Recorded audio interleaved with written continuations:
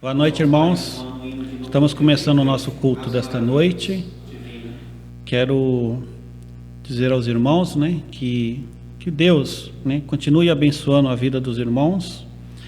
E vamos estar prestando esse culto de louvor ao nosso Deus neste momento. Vamos começar com a leitura do livro do profeta Isaías, de número 61.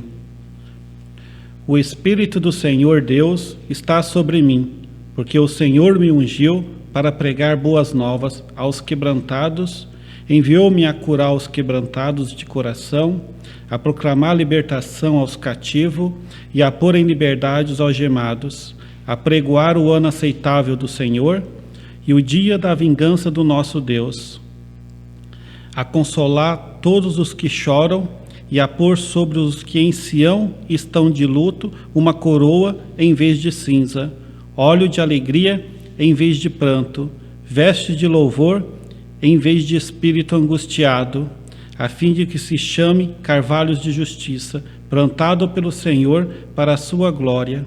Edificarão os lugares antigamente assolados, restaurarão os de antes destruídos e renovarão as cidades arruinadas, destruídas de geração em geração.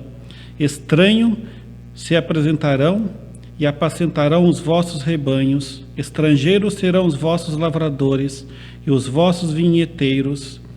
Mas vós sereis chamados sacerdotes do Senhor, e vos chamarão ministro de nosso Deus. Comereis riqueza das nações, e na sua glória vos gloriareis. Em lugar da vossa vergonha tereis dupla honra, e em lugar da afronta exultarei na vossa herança. Por isso, na vossa terra possuireis o dobro e tereis perpétua alegria. Porque eu, Senhor, amo o juízo e odeio a iniquidade. Do roubo dar-lhe-ei fielmente a sua recompensa, e com eles farei aliança eterna. A sua posteridade será conhecida entre as nações, os seus descendentes no meio dos povos. Todos quantos o virem, os reconhecerão como famílias benditas do Senhor. Regozijai-me-ei muito no Senhor, e a minha alma se alegra no meu Deus, porque me cobriu de veste de salvação e me envolveu com um manto de justiça, como um noivo que se adorna de turbante, como a noiva que se enfeita com as suas joias, porque a terra produz os seus renovos, e como o jardim faz brotar o que nela semeia, assim o Senhor Deus fará brotar a justiça e o louvor perante todas as nações.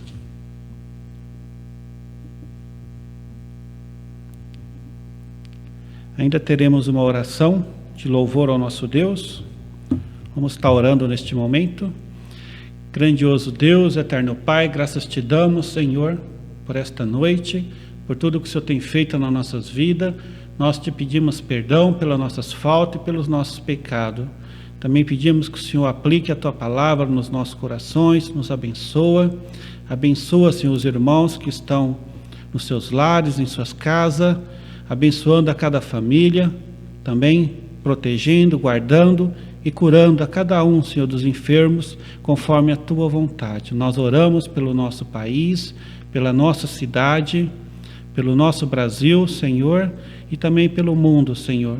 Que o Senhor consola os corações enlutados, as famílias que teve os seus entes queridos perdidos, que o Senhor possa consolar conforme a tua vontade, Senhor.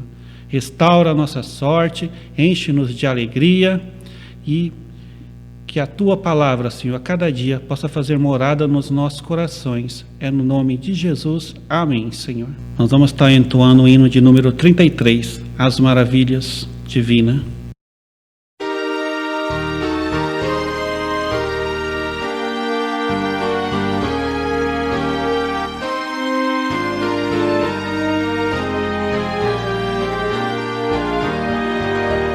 Ao Deus de amor e de imensa bondade, com voz de júbilo vinde aclamai, com coração transbordante de graças, seu amor todos vinde louvai.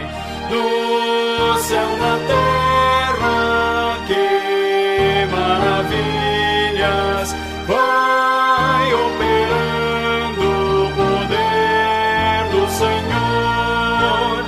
Mas seu amor aos homens perdidos das maravilhas é sempre a maior. Já nossos pais nos contaram a história de Deus falando com muito prazer, que nas tristezas, nos grandes perigos, Ele os salvou por seu grande poder.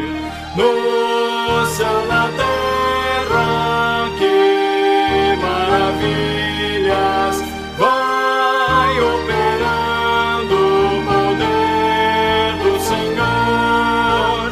Mas seu amor aos homens perdidos das maravilhas é sempre a maior. Hoje também nós bem alto cantamos que as orações Ele nos atendeu. Seu forte braço, que é tão compassivo, em nosso auxílio Ele sempre estendeu. No céu, na terra, que maravilhas vai operando o poder do Senhor. Mas seu amor aos homens perdidos das maravilhas é sempre a maior.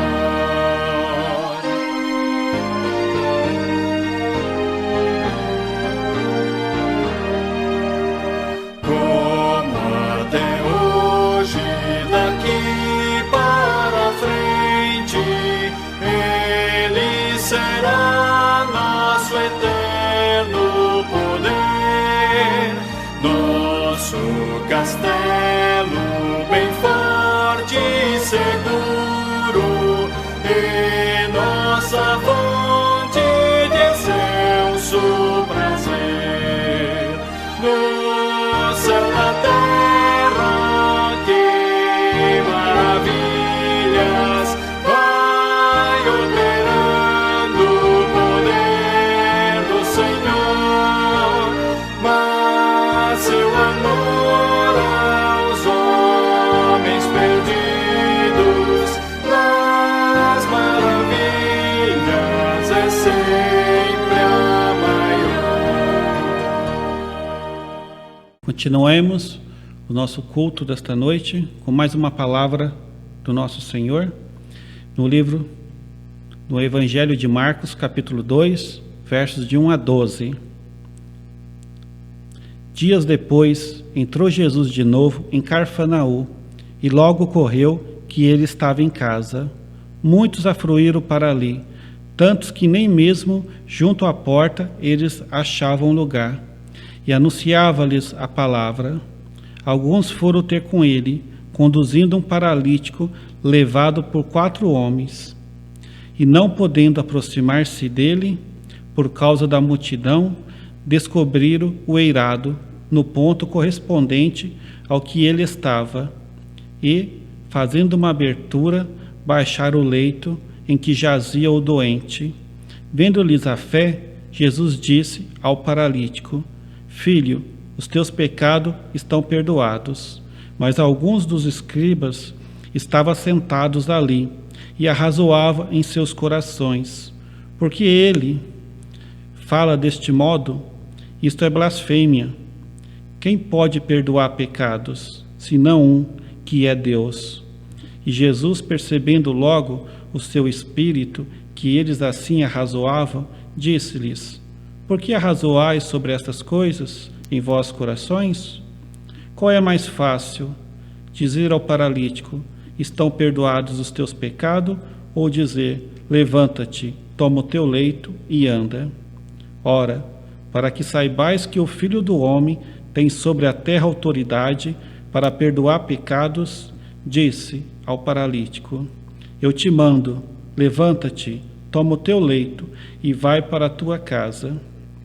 Então eles levantou e no mesmo instante, tomando o leito, retirou-se à vista de todos, a ponto de se admirarem todos e darem glória a Deus, dizendo: Jamais vimos coisas assim. Nós vamos ter mais um hino, o hino de número 150, Salvação.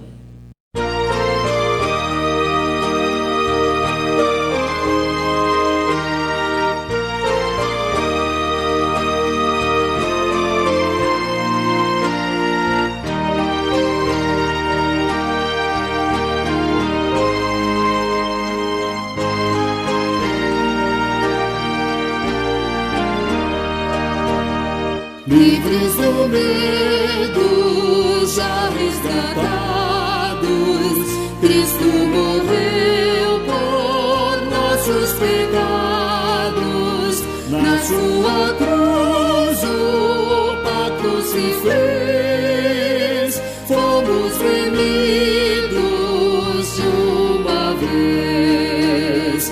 Sim, de uma vez, amigo, acredita, o Salvador tem sorte bendita. Cristo na cruz a lei satisfez e redimiu-nos de uma vez. Ao malfeitor que a pena merece, vida, perdão e paz oferece.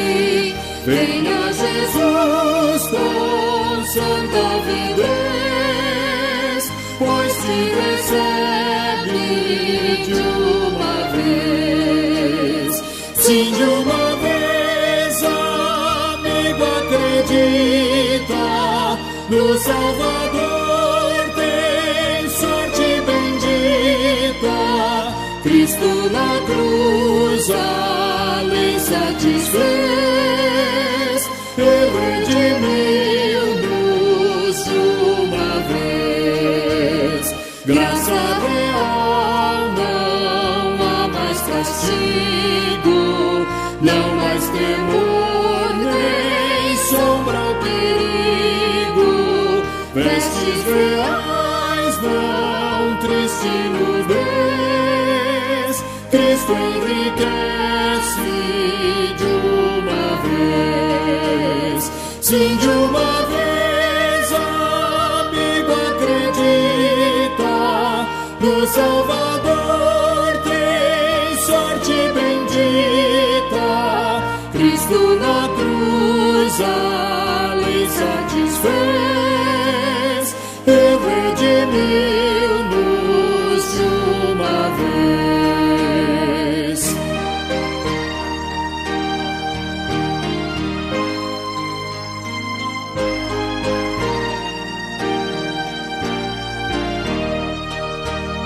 Filhos de Deus, jogos inaudito, Deus nos amou em grau infinito. Nesta clemência não há dobrez, a segurança de uma vez. Sim, de uma vez, amigo, acredita, no Salvador tem sorte bendita. Cristo na cruz a lei satisfez e redimiu-nos de uma vez. Boa noite, irmãos. Espero que todos vocês estejam em paz, para continuar o nosso culto de adoração, nosso culto de louvor ao nosso Deus, convido você que abra a sua Bíblia no livro de Atos dos Apóstolos, capítulo 3. Com toda reverência, com todo temor, os irmãos devem acompanhar essa leitura da palavra do nosso Deus. Livro dos Atos dos Apóstolos, capítulo 3, do versículo 1 ao versículo 10. Diz assim a palavra do nosso Deus: Pedro e João subiram ao templo para a oração da hora nona. Era levado um homem coxo de nascença, o qual punha diariamente à porta do templo chamada Formosa, para pedir esmola aos que entravam. Vendo ele a Pedro e João, que iam entrar no templo, implorava que lhe desse uma esmola. Pedro, fitando juntamente com João, disse: Olha para nós. Ele os olhava atentamente, esperando receber alguma coisa. Pedro, porém, lhe disse: Não possuo nem prata e nem ouro, mas o que tenho, isso te dou. Em nome de Jesus Cristo, o Nazareno, anda. E tomando-o pela mão direita, o levantou. Imediatamente os seus pés e tornozelos se firmaram. Deu um salto, se pôs em pé, passou a andar e entrou com eles no templo, saltando e louvando a Deus. Viu todo o povo a andar e a louvar a Deus, e reconheceram ser ele o mesmo que esmolava, assentado à porta formosa do templo, e se encheram de admiração e assombro por isso que lhe acontecera. Até aqui, que o nosso bondoso Deus ricamente aplique a sua palavra em nosso coração. Curve a sua fronte e ore comigo. Santo Deus, Pai amado, Todo-Poderoso, muito obrigado por mais um dia de vida. Obrigado, ó Pai, por estar aqui louvando e bendizendo o Teu santo e excelso nome, Senhor. A Tua palavra foi lida e carecemos do Teu Santo Espírito, ó Pai. Faça com que o Teu Santo Espírito possa aquietar a nossa mente e o nosso coração, e que venhamos absorver o máximo da Tua palavra, Senhor. Encha-nos com Teu Espírito, pois a Ti nós oramos, em nome de Jesus Cristo, nosso Senhor e Salvador. Amém.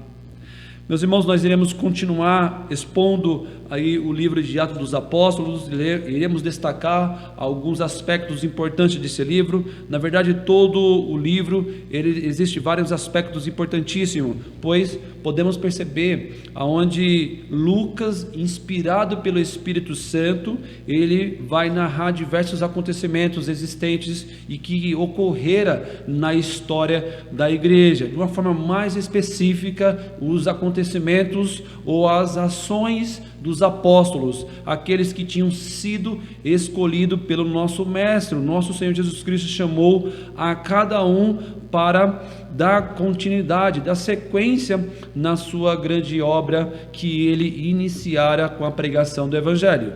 Bem no finalzinho da vida de Cristo, depois da sua morte, depois da sua ressurreição e logo após da ascensão, o nosso mestre incumbiu aqueles 12 apóstolos que eles tinham uma missão, e a missão era tão somente dar continuidade ao trabalho que Cristo iniciara, pregando as boas novas de salvação, pregando sobre o reino que ele inaugurara com a sua vinda. Meus irmãos, estamos diante de um texto magnífico.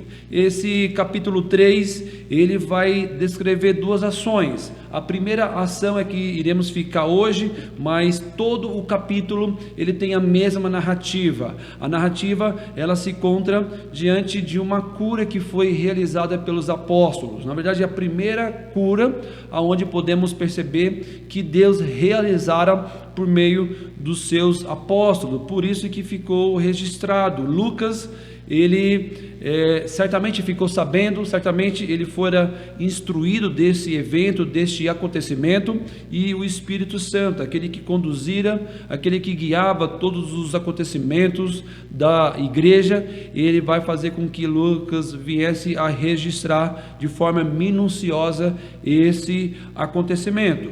Vejam, passamos pelo capítulo 2, e o capítulo 2 também há diversos aspectos, e um dos aspectos maior do capítulo 2, podemos dizer que é a descida do Espírito Santo.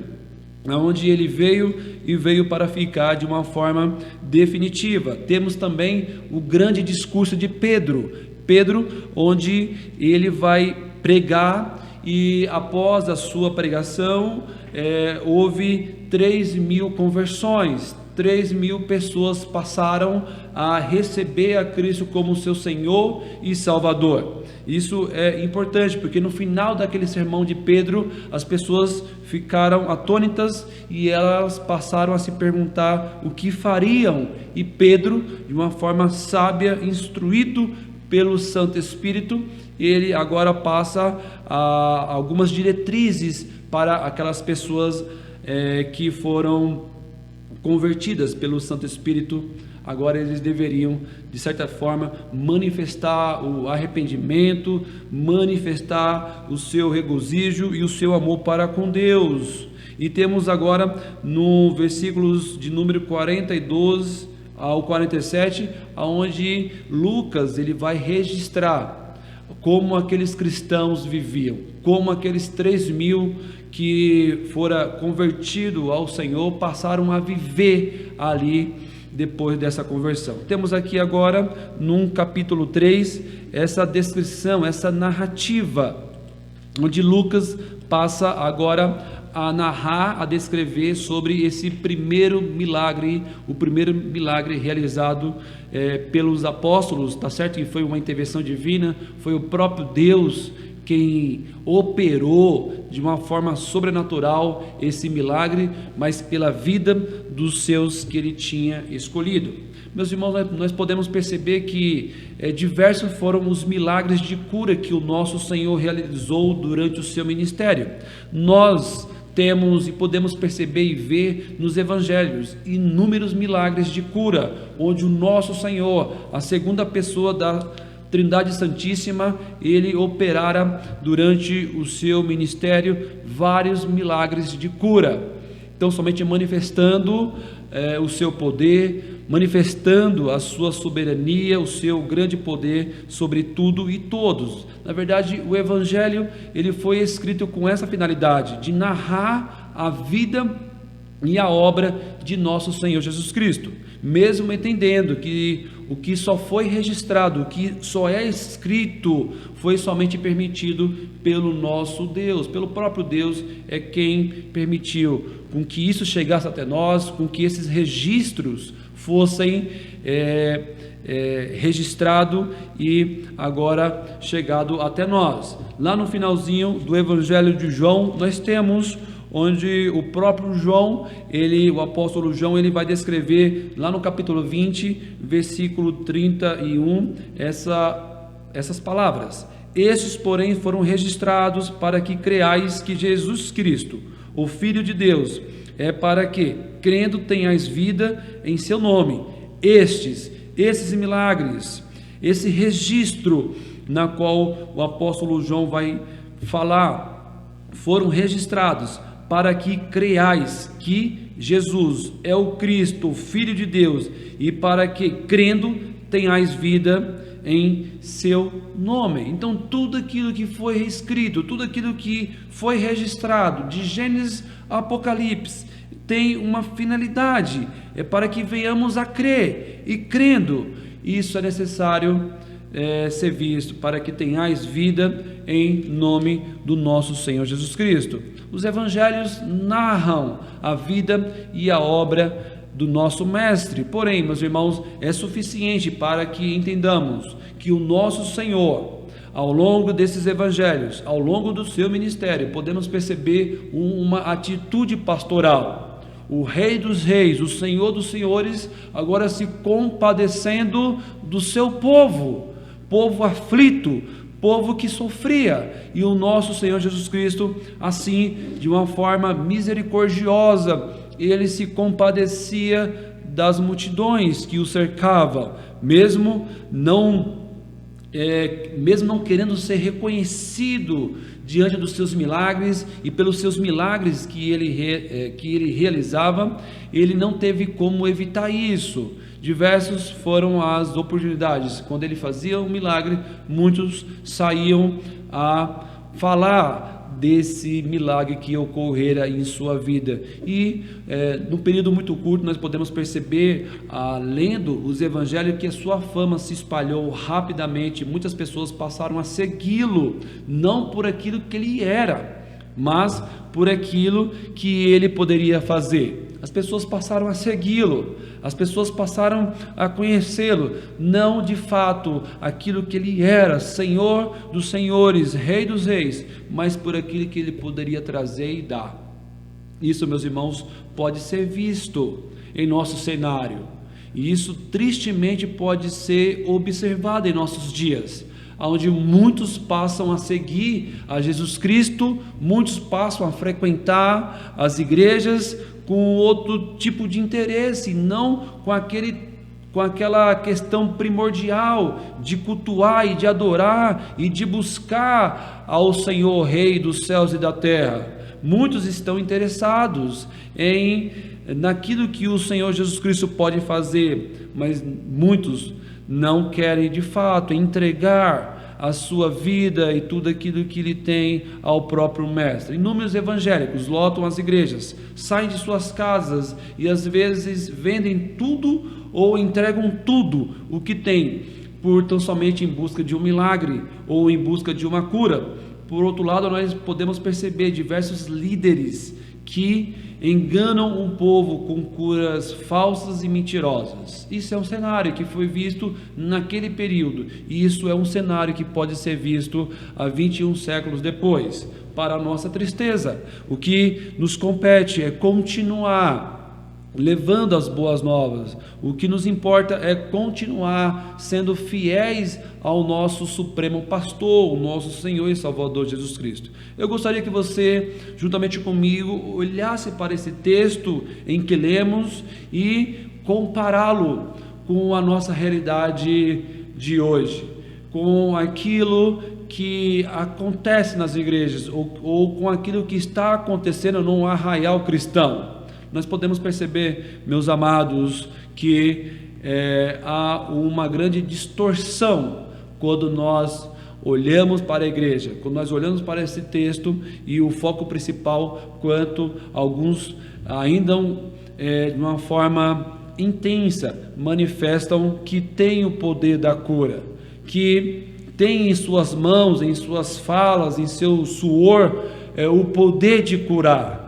E nós iremos olhar para esse texto e talvez se identificar com diversos acontecimentos que vinham acontecendo antes de tudo isso acontecer. Hoje, meus irmãos, talvez você esteja cansado de ouvir diversas promessas mentirosas de muitos líderes evangélicos, que se você fizer aquilo ou fizer aquilo outro, ou se você entregar boa parte dos seus bens ou dinheiro, certamente você vai receber aquele milagre. Por isso que devemos ficar tão somente com as Escrituras, não devemos abrir mão dela, tudo deve ser respaldado pelas Escrituras. Nós devemos se esmerar em entender toda e qualquer questão à luz da palavra de Deus. Certa vez eu li em um carro a seguinte expressão: Cristo é a solução para todos os seus problemas. Isso me chamou muita atenção. Realmente, Cristo, ele é a solução, ele é o antídoto, mas essa frase ela pode ser interpretada de diversas maneiras. Eu entendo, meus irmãos, que sem dúvida Cristo, ele é a solução para o nosso maior problema. E o nosso maior problema se chama pecado. O pecado, ele quebra, ele nos separa de Deus. Então nós podemos entender e melhorar essa frase, que Cristo é a solução para todos os seus problemas. Cristo só é a nossa maior solução para o nosso maior problema, que se chama pecado. Cristo, na sua obra redentora, ele nos reconciliou com Deus, ele nos aproximou de Deus, ele nos justificou, e agora nós temos paz com Deus, temos acesso a Deus. Por isso que podemos, meus irmãos, entender que Cristo ele resolveu o maior problema do ser humano, daqueles que foram chamados segundo a sua graça, esse problema de relacionamento com Deus. Agora nós temos paz com Deus, nós temos acesso ao trono da graça. Cristo é quem solucionou o nosso maior problema. Isso nós iremos ver de forma mais minuciosa ao longo desses versículos. Cristo, de fato, é a nossa solução. Cristo, de fato, ele é a solução para o nosso maior problema, e o nosso maior problema ele foi resolvido lá na cruz do Calvário, onde o nosso Senhor Jesus Cristo, ele pagou a nossa dívida, ele nos reconciliou com Deus. Por isso, meus irmãos, que isso não pode ser tratado tão somente como alguém que pode solucionar os nossos problemas, quer sejam ele financeiro, quer sejam ele conjugal, quer sejam ele familiar ou qualquer outro tipo de problema que você esteja passando. Mas entenda que o nosso maior problema, a nossa maior dificuldade está sobre aquilo que ocorrera lá no Éden, sobre aquela desobediência que ocorrera lá no Éden. Foi para isso que Cristo veio, para sanar, para eliminar e para nos reconciliar com Deus. Pois sabemos que tudo ele pode fazer, sabemos que ele tem um poder em suas mãos. O que é impossível para os homens é possível para Deus. Não há nada demasiadamente difícil para Deus, pois tudo ele pode.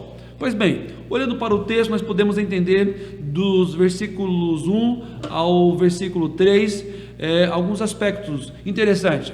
Aqui nós temos esses apóstolos, esses judeus, esses homens, que eles continuaram com uma prática antiga, uma prática da oração. Por isso que Lucas ele vai descrever: Pedro e João subiram ao templo para a oração da hora nona. Eles tinham esse costume. Na verdade, eles oravam diversas vezes ao dia, e no momento que eles estavam indo ao templo, eles se depararam com esse paralítico.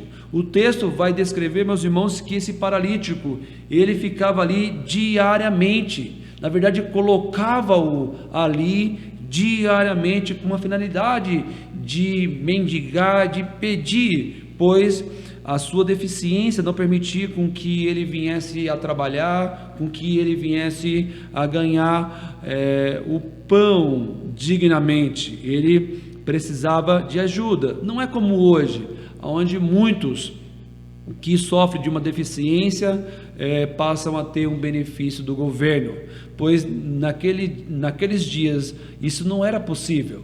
Eles dependiam de fato das esmolas, das ajudas de parentes e de amigos, e assim como nós vemos aqui nesse relato, aonde ele era levado, esse coxo, esse paralítico, desde nascença. A sua deficiência, a sua paralisia era desde a sua infância, desde o seu nascimento talvez, o qual era colocado diariamente à porta do templo, chamada Formosa, para pedir esmola aos que entravam. Que cena! Por quantas vezes isso fora repetido? Por quantos anos, meses, dia, que aquele homem era colocado ali naquela porta, para suplicar por uma moeda, por uma ajuda? Quantos anos se passaram? No capítulo 4, nós temos, de uma forma bem especial, a idade desse homem. Esse homem, ele tinha em torno ou acima de 40 anos. Já era um homem, tão somente experiente. Era um homem já vivido. E aqui, meus irmãos, ele se depara com esses apóstolos, com uma outra realidade. É bem provável que ele tinha ficado sabendo de tudo aquilo que se passara há alguns anos ali. É bem provável de tudo aquilo que acontecera com Cristo, daquelas movimentações políticas, econômicas e espiritual. É bem provável que ele estava sabendo. Vejam onde ele estava diariamente. Ele estava no templo. E é bem provável que todas as questões do templo ele ficava sabendo. E aqui nós podemos perceber, de uma vez por todas, que a sua sorte iria mudar. Na verdade, a sua vida iria mudar de uma forma definitiva, depois desse encontro, que fora movido e direcionado pelo Espírito Santo. Aqueles apóstolos, João e Pedro, eles foram movidos e direcionados pelo Espírito Santo. E é assim que podemos entender, pois o Espírito Santo conduziu toda a história da igreja, todas essas ações, esse registro que temos no livro de Atos, nós podemos entender e crer que o Espírito Santo é quem movia, é quem conduzia, tão somente Ele quem equipava a sua igreja, Ele quem protegia e sustentava aqueles que iriam adentrando diariamente na igreja do Senhor. E esse primeiro milagre por parte dos apóstolos, nós podemos dizer que mostra o agir sobrenatural do Espírito Santo, algo que já vinha acontecendo. No capítulo 2 nós temos aí quando Pedro ele prega, nós podemos perceber o Espírito Santo já agindo na vida daqueles que passaram a receber a Cristo. E aqui nesse capítulo 3 nós temos novamente o Espírito Santo agindo por meio dos seus servos, por meio desses apóstolos Pedro e João. E aqui nós temos, vamos dizer, o primeiro ato sobrenatural feito e realizado por meio dos apóstolos, de uma forma bem individual. Aqui Pedro, ele agora se depara, ele se coloca na frente desse paralítico, e ali o paralítico bem ansioso, talvez não, ele esperava que Pedro fosse dar uma oferta a ele, fosse oferecer uma ajuda, ou fosse entregar uma quantia muito grande. Por isso que nós temos esse relato no versículo 4, quando Pedro, ele fixa os seus olhos juntamente com João e disse: olha para nós. Talvez aquele paralítico, ele estava desatento, talvez ele prestou atenção em outras questões ou em outras pessoas que ali passavam, e Pedro, juntamente com João, agora se coloca na frente daquele paralítico, daquele coxo, e pede atenção com essa expressão: olhe para nós. Ele os olhava atentamente, esperando receber alguma coisa, como era de costume. Ele estava ali com essa finalidade. Essa prática rotineira já era costume daquele paralítico. Ele de forma alguma iria imaginar que algo melhor iria acontecer em sua vida, como era de costume. Quando ele viu a Pedro e João, ele implorou que lhe desse uma ajuda, e a ajuda ali que ele esperava era uma ajuda financeira, talvez para dar continuidade à sua vida ali cotidiana. A esmola, meus irmãos, era considerado como uma lei para um judeu. Cristo, no Sermão do Monte, ele testifica essa prática. Essas três práticas são consideradas espirituais para um judeu, e nós podemos ressaltá-la como Cristo ressaltou no Sermão do Monte: o ato de dar esmola, o ato de jejuar e o ato de orar. A continuidade dessas práticas podem ser vistas por meio de Cristo. Cristo incentivou, Cristo deu continuidade a essas práticas, mas deveria ser feita com a motivação real, deveria ser feita para o louvor da glória de Deus e para o enaltecer da glória de Deus, e não a glória humana, como era bem visto nos dias de Cristo, onde muitos judeus, muitos fariseus e escribas faziam e realizavam essas práticas de esmola, de jejum e de oração para serem vistos, para serem considerados, para serem honrados diante do povo. Cristo então corrige, e aqui nós podemos perceber como que esses apóstolos, eles aprenderam da lição. E podemos perceber nesse diálogo aqui, quando Pedro e João, eles vão ao templo para orar e se deparam com essa situação. Os versículos 4 ao versículo 6, nós temos uma entonação diferente. Nós podemos perceber aqui e temos a realização desse milagre e algumas questões a serem consideradas do capítulo 4 ao do versículo 4 ao versículo 6. A primeira delas é a sinceridade e a carência daqueles apóstolos. O primeiro aspecto que nós podemos aqui destacar dos versículos 4 ao versículo 6 é a sinceridade e a carência daqueles apóstolos, em não considerar o seu chamado ou até mesmo o cumprimento da grande comissão e seus recursos financeiros, ou em recursos financeiros. Na verdade, o poder do chamado daqueles, na verdade, a motivação que permeava o coração daqueles discípulos e daqueles apóstolos em dar continuidade à obra de Cristo, à obra de pregação, o ID, não estava tão somente pautado nos recursos financeiros, pois Cristo, ele não deixou nenhuma coisa sequer. A única coisa que Cristo deixou foi tão somente uma ordem de ir e pregar o evangelho a toda criatura, e a promessa que certamente o Espírito Santo viria de uma forma definitiva para consolar e fortalecer e dar poder à igreja. Somente o ID fora suficiente para animar e fortalecer aquela igreja, aqueles apóstolos, a dar continuidade à obra que o nosso mestre começara. Na verdade, o que era mais fácil fazer aqui? Aquilo que de fato nós às vezes fazemos, simplesmente entregar algo, simplesmente entregar ou jogar ou lançar e virar as costas e ir embora. Isso era o mais fácil de fazer aqui. Tentar arranjar algumas moedas ou alguma ajuda financeira que viesse a sanar suas necessidades por alguns dias, por algum tempo. Isso era o que deveria ter acontecido, mas não aconteceu. Ocorreu o que nós podemos entender e chamar como os desígnios de Deus, os propósitos eternos de Deus.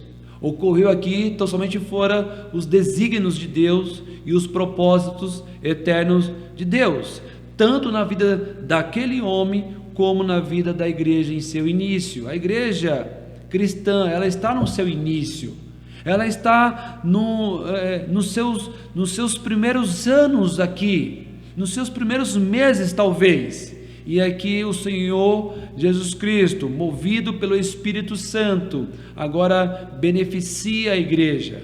Os desígnios e os propósitos de Deus são realizados nesse milagre de cura, nesse milagre sobrenatural, o que ocorrera por intermédio do Espírito Santo.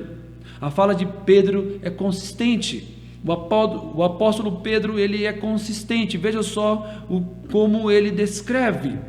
Veja só o que ele fala diante daquele paralítico: não possuo nem prata e nem ouro. Em outras palavras, o que tu procuras, nós não temos. O que tu necessitas, nós não temos. Nós não temos prata e muito menos ouro.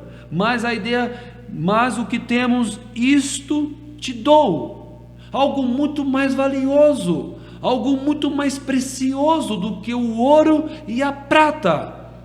Pedro e João ofereceu àquele paralítico, aquele deficiente. Isso é muito interessante quando nós olhamos, quando nós lemos. E quando nós olhamos para a nossa realidade, 21 séculos mais tarde, depois, nós podemos perceber aonde a igreja está depositando a sua confiança, aonde muitos cristãos estão depositando a sua real esperança e confiança, talvez no ouro e na prata, talvez nos seus bens, talvez naquilo que você passou a sua vida inteira para adquirir. E aqui nós podemos perceber a igreja com seus joelhos dobrados e suas mãos vazias. Essa fala de Pedro é muito consistente. Ela traz um consolo e um conforto para a nossa vida, sem dúvida, não tenho dúvida disso. Não possuo nem prata e nem ouro, mas o que tenho, isso te dou. Em nome de Jesus Cristo, o Nazareno, anda. Veja, era mais fácil ter oferecido ouro e prata, ou talvez algumas moedinhas, mas algo extraordinário aconteceu, algo maravilhoso aconteceu. como eu já classifiquei, os desígnios de Deus, os propósitos eternos de Deus, tanto na vida daquele homem, tanto também na vida da igreja do nosso Senhor, que o chamou.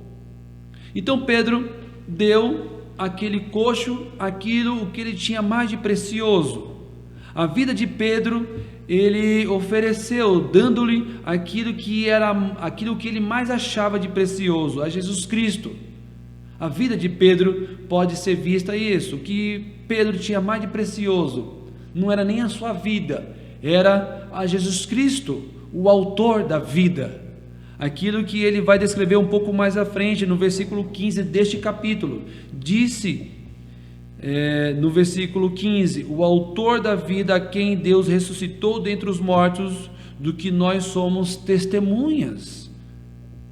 Pedro, ele agora passa a realizar, fazer e a manifestar esse poder sobrenatural, não em seu nome, não em seu próprio nome, mas no nome daquele que é o autor da vida, o Jesus Cristo, o Nazareno. Aquilo que de mais valioso que Pedro tinha, ele ofereceu, que fora Cristo Jesus. Pedro já tinha passado por diversas experiências formidáveis. Pedro já tinha visto o nosso mestre realizar diversos milagres. Pedro, ele é um homem muito experiente, tanto com ele tinha visto, ele tinha presenciado a descida do Espírito Santo, como a conversão daqueles 3.000 convertidos, que pode ser visto no capítulo 2. Ele já tinha experiência, mas mais uma experiência para o seu currículo. Aquele homem que desde o seu nascimento sofria, ele agora está vendo o poder sobrenatural de Deus sendo realizado na vida daquele homem. Aqui está a centralidade de qualquer atividade ou evento que uma igreja venha realizar, nesta expressão. Essa expressão, ela pode ser centralizada, qualquer atividade ou evento em que uma igreja venha a realizar, em nome de Jesus Cristo. Toda a nossa vida, toda a atividade da igreja deve ser pautada por este nome, quer nos céus, quer na terra. Por isso que Pedro, ele invoca o nome do nosso Senhor Jesus Cristo, o Nazareno. Então aqui está a centralidade de qualquer atividade da igreja que venhamos a realizar, fazer tudo para o engrandecimento do nosso Senhor e Salvador Jesus Cristo, aquele que veio da cidade de Nazaré, como Pedro vai mostrar, uma cidade pequena e simples, onde era menosprezada por outros habitantes de outras cidades, mas foi dela que saiu o Rei dos Reis. Foi dali que o nosso mestre veio e viveu boa parte de sua vida, e agora ele leva esse título, o Nazareno, Jesus Cristo, o Nazareno. Por isso que podemos perceber essa consistência de Pedro, se deparando com esse paralítico, vendo a sua necessidade, vendo agora todo aquele aspecto que permeava a vida daquele homem. E no versículo 6 nós temos: olha, eu não possuo nem prata nem ouro, eu não possuo aquilo que tu queres, mas eu tenho algo muito maior e melhor. Em nome de Jesus Cristo, anda. Por isso que no versículo 7 ao versículo 10, nós temos aí outros aspectos. Nós temos o desfecho desse milagre.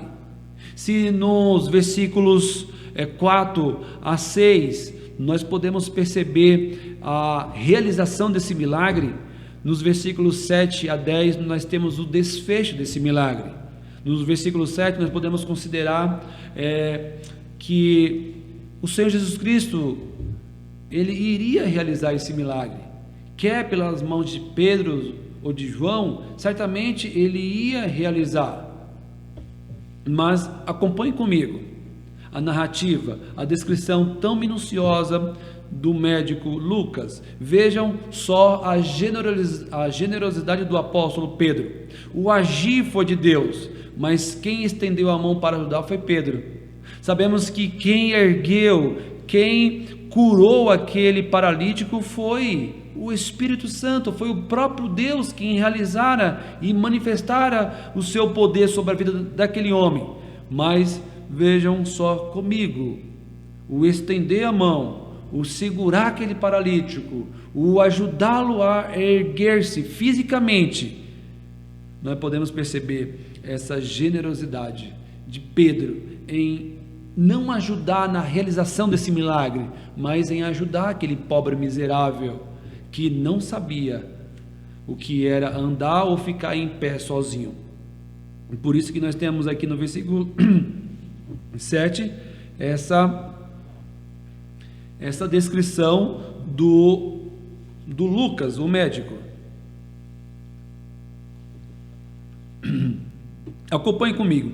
E tomando-o pela mão, o levantou imediatamente, os seus pés e tornozelos se firmaram. Veja que Pedro ali, ele percebeu, ele observou que algo sobrenatural estava sendo realizado na vida daquele homem. Então ele passa a pegar, e ele ajuda aquele homem a se levantar, a ter equilíbrio. O agir certamente foi de Deus, mas quem estendeu a mão para ajudar foi Pedro, em atitude de solidariedade, de oferecer ajuda a quem precisa, mesmo entendendo, e isso pode ser visto mais para frente, onde Deus iria trabalhar muito na vida de Pedro, e aqui certamente isso tem que ser destacado. Esse aspecto de cuidado, de ajuda, ou de ajudar o próximo, pode ser visto aqui. Todo mundo sabe, você muito bem sabe, que o nosso país passa por uma grande crise. Na verdade, o mundo passa por uma grande crise. Vários infectados pelo coronavírus devem ficar em isolamento total, sem poder receber visita por algum tempo, sem poder sair de casa por alguns dias, e também o medo não permite com que aqueles que estão infectados venham a sair, a ter a sua rotina. Mas na medida do possível, nós como igreja devemos ajudar a usar os nossos recursos. Por isso, meus irmãos, que nós podemos perceber, vejam só, Pedro tomando-o pela mão, esse ato de solidariedade em ver alguém necessitado, em ver alguém precisando de ajuda, mesmo entendendo que Deus está no controle de tudo, Deus está realizando esse milagre na vida daquele indivíduo, daquele paralítico, mas podemos perceber, Pedro vendo aquilo, ele ajudou aquele homem a dar os primeiros passos. Ele bem que poderia ficar olhando de longe, assim como muitos estão fazendo hoje. Muitas pessoas estão caídas aí no campo de batalha, e nós como igreja, talvez estamos virando as costas para essas pessoas. Uma das maiores críticas que nós temos ouvido, e uma das maiores tristeza que nós podemos perceber por parte da igreja, é em deixar os seus feridos no campo de batalha. É não se compadecer, assim como o nosso mestre se compadeceu de muitos que estavam ao seu redor. É de não se compadecer e não querer ajudar aqueles que mais necessitam. Veja, um ato simples. Aquele homem bem que poderia se erguer sozinho, mas Pedro foi movido por um ato de generosidade, de solidariedade, e o ajudou a se erguer e a equilibrar naquele momento único na vida, tanto daquele homem como na vida de Pedro e de João, mesmo tendo andado com Cristo. Ali eles estão presenciando, eles estão sendo canais de bênção para a realização desses prodígios do nosso Senhor. Mesmo em um estado de calamidade pública, a igreja, ela sempre esteve à frente, ajudando aqueles que mais precisam. Só você pesquisar na história, só você ver a história da igreja, ser minucioso em vários relatos de diversos historiadores. Mesmo em estado de calamidade pública, a igreja sempre esteve à frente, ajudando aqueles que mais necessitavam. Talvez você conhece muitos que estão clamando por uma ajuda, estão pedindo socorro, estão clamando por um ato de solidariedade. E nós, como igreja, muitas vezes nos acovardamos.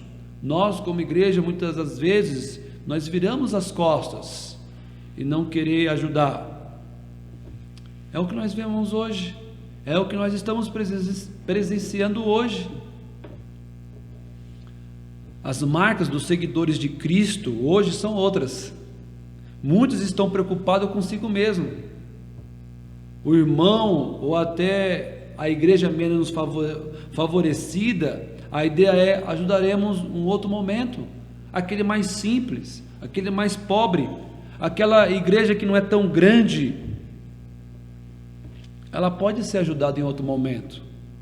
E não é assim que temos que seguir, que temos que viver como igreja do Senhor.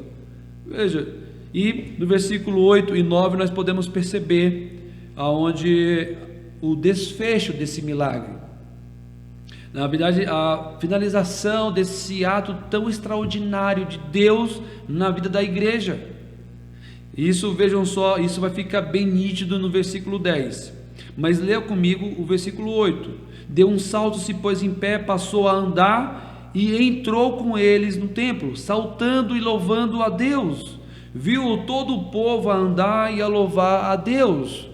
A primeira atitude daquele homem, depois de restaurado fisicamente, e é bem provável que também espiritualmente, ele teve essa primeira atitude de entrar ao templo, saltando, andando e principalmente louvando a Deus. Veja que extraordinário é isso. Por isso que no versículo 10 nós temos como que aquela multidão, elas se encheram de admiração, elas ficaram perplexas. Aquela multidão se encheram de uma grande admiração, de espanto, que algo sobrenatural ali acontecera na vida daquele homem. E vejam só este ato. Ele muito bem poderia sair correndo. Ele muito bem poderia ter voltado aos seus familiares, aquelas pessoas mais próximas, mas não. Ele, assim movido pelo Espírito Santo, ele decidiu, ele resolveu ir ao templo. Ele já estava perto do templo, nas escadas, e agora ele entra louvando, ele entra bendizendo a Deus por este ato tão extraordinário, igual o que acontecera com os 10 leprosos. Apenas um voltou para dar glórias ao Senhor. Os outros 9 correram, alegres, admirados, contentes com a cura. Mas apenas um volta e agradece e louva a Deus. Isso está registrado em Lucas capítulo 17. E o versículo 18 vai dizer assim, não houve porventura quem voltasse para dar glórias a Deus, senão este estrangeiro? Dentre aqueles 10 leprosos, apenas um estrangeiro voltou para dar glórias, voltou para agradecer a realização daquele milagre que fora realizado por Cristo. É o que aconteceu com esse homem paralítico. Não podia ir e entrar até o templo, mas vejam só o cenário, a mudança de vida daquele homem. No finalzinho do versículo 8, Lucas ele registra, saltando e louvando a Deus. Nós temos inúmeros motivos para continuar louvando a Deus. Se pudéssemos listar ou fazer uma grande lista de o quanto o Senhor tem nos abençoado, meus irmãos, passaremos dias, meses, anos. E o primeiro aspecto que nós devemos engrandecer e louvar a Deus por tudo aquilo que Ele fez foi a salvação. Algo que estava tão distante de nós. Estávamos muito longe. Estávamos mortos em nossos delitos e pecado. E Ele, de uma forma espantosa, nos salvou, nos deu uma nova vida. Então, o que cabe a nós é engrandecer, louvar a Deus por tudo aquilo que o Senhor tem feito e por tudo aquilo que Ele ainda há de fazer. Por isso que no versículo 9, aquela multidão ficou espantada, admirada, viu todo o povo a andar e a louvar a Deus, viu a primeira atitude daquele paralítico, e a primeira atitude foi essa: depois que ele fixou os seus pés, depois que os seus joelhos e os seus tornozelos se fixaram, ficaram firmes, ele louvou a Deus. Vejam que esse louvar a Deus aparece 2 vezes. Lucas ele foi minucioso nesse detalhe. Isso foi tão maravilhoso, impactante na vida daquele homem, que Lucas ele vai descrever louvando a Deus, e no finalzinho do versículo 9 ia louvar a Deus. Por isso que no versículo 10 nós temos aqui uma multidão admirada, uma multidão que olhou aquele acontecimento sobrenatural, aquele milagre de cura, e se admiraram. Mas vejam, a admiração aqui, ela não é essencial. Tem muitos admiradores seguindo a Cristo. Cristo não quer admiradores, Cristo quer servos, Cristo quer seguidores, discípulos verdadeiros e fiéis. Cristo não quer admiradores, ele não precisa ser admirado, de forma alguma. Cristo precisa ser louvado, adorado, ele precisa ser enaltecido. É isso que ele espera dos seus seguidores, é isso que ele espera da minha vida e da sua vida. Ele não quer admiradores, ele quer pessoas comprometidas com o seu reino. Ele exige comprometimento, ele exige amor, adoração verdadeira, e é isso que temos que fazer, e se encher de admiração e assombro por isso que lhe acontecera. Há motivo de nós nos admirarmos, há razões, basta nos olhar para a Bíblia, para os eventos, para os acontecimentos existentes que foram registrados nesse livro, e ao longo da igreja e ao longo da história da igreja, há motivações para nos admirarmos das grandezas do Senhor. Mas não é isso que ele espera de nós, não é isso que ele espera da sua igreja. Ele espera uma verdadeira adoração, ele procura verdadeiros adoradores, que o adorem em espírito e em verdade. O que mais o Senhor espera da minha vida e da sua vida é que sejamos fiéis, adoradores, servos, comprometidos com o seu reino, não dependendo de questões econômicas, financeiras. Não, a nossa dependência está no Senhor, assim como Pedro e João, eles dependeram unicamente do Senhor Jesus Cristo para toda boa obra. A obra que o Senhor confiara e depositara na vida dos apóstolos, e a resposta maior dos apóstolos e dos discípulos era confiar que Deus estaria com eles até a consumação do século. A nossa dependência e a nossa confiança não deve estar no ouro e na prata. A nossa dependência e a nossa confiança deve estar tão somente no Senhor Jesus Cristo. Por isso que Ele tão somente pode resolver o nosso maior problema, a nossa maior questão para com Deus. Isso se chama pecado. Veja que o problema maior desse paralítico fora resolvido. O que é impossível para os homens é possível para Deus. Se hoje você tivesse uma oportunidade de pedir algo grandioso para você, o que você pediria? O que você exigiria? O que está tão longe, o que está tão distante de você? E se você tivesse uma oportunidade única de pedir uma realização, o que você pediria? Tome cuidado, porque as nossas petições, elas manifestam os desejos dos nossos corações. Talvez você, assim como eu, está desejoso para que tudo isso acabe, para que o Senhor, de uma forma sobrenatural, ilumine a mente dos cientistas, para que eles façam uma vacina, para que venhamos a ficar imune desse vírus. Mas, por outro lado, nós podemos entender que, acima de tudo, o que deve permear o nosso maior desejo, as nossas intenções, as nossas petições deve estar tão somente na glorificação do nosso Deus. É para isso que existimos, é para isso que fomos criados. Qual o fim principal do homem?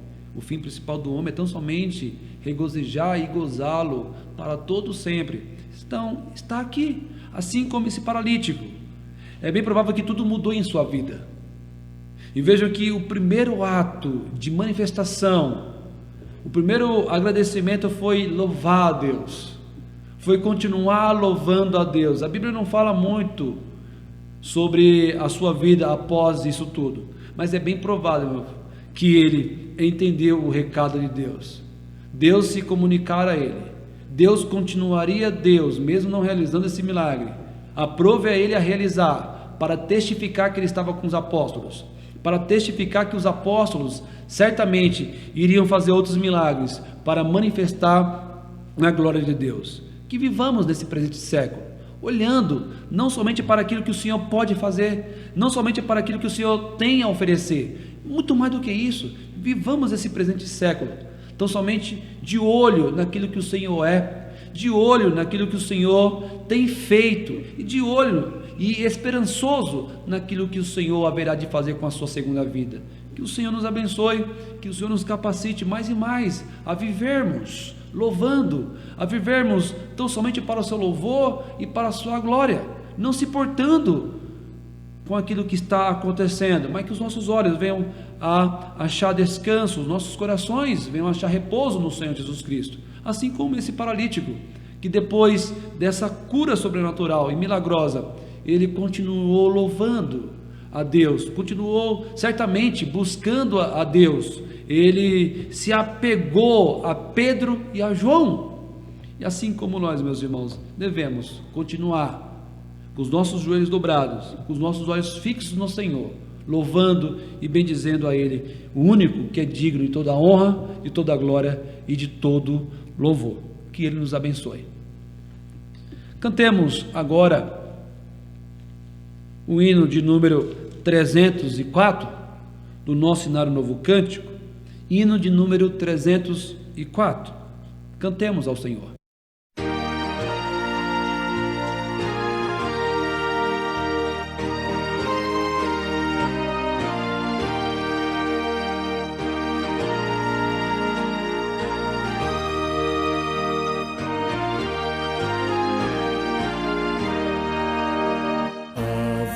Do Evangelho já se fez ouvir aqui, publicando em som alegre o que Deus já fez por ti, pois tanto ao mundo amou e ao perdido pecador, que do céu lhe deu seu Filho para ser seu Redentor. Santa paz e perdão é a nova lá dos céus. Santa paz e perdão, bendito nosso Deus. A voz do Evangelho, segurança, vida e paz, é o amor de Jesus Cristo, que o perdão de Deus nos traz. As novas se nos dão de haver um Salvador, poderoso e muito bondoso, que perdoa o pecador. Santa paz e perdão é a nova lá dos céus. Santa paz e perdão, bendito nosso Deus.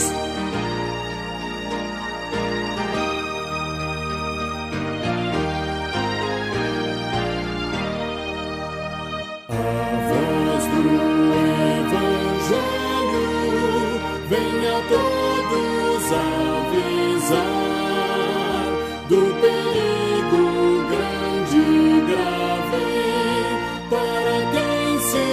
descuidar, salvai-vos desde já. Não vos detenhais no mal, cobiçando seus prazeres, pois vos pode ser fatal. Santa paz e perdão é a nova lá dos céus. Santa paz e perdão, bendito nosso Deus. O irmão presbítero Carlos vai fazer a oração final e logo após eu impretarei a bênção. Oremos ao Senhor. Senhor nosso Deus, nosso Pai, graças te damos, Senhor, por esta noite. Nós te louvamos, Senhor, por tudo que o Senhor tem feito nas nossas vidas.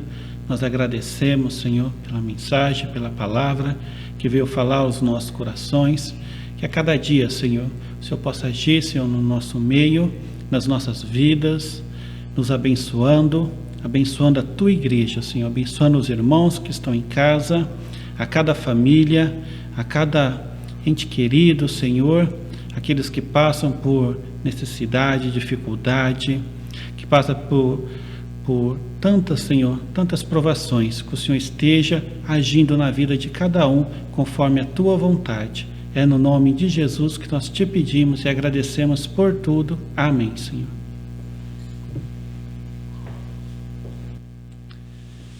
Recebemos a bênção, irmãos, e que a graça do nosso Senhor Jesus Cristo, o amor infinito, insondável de Deus Pai Todo-Poderoso e as eternas consolações do Santo Espírito repouse sobre vós, amados irmãos, e sobre toda a igreja espalhada pela face da terra, hoje e eternamente.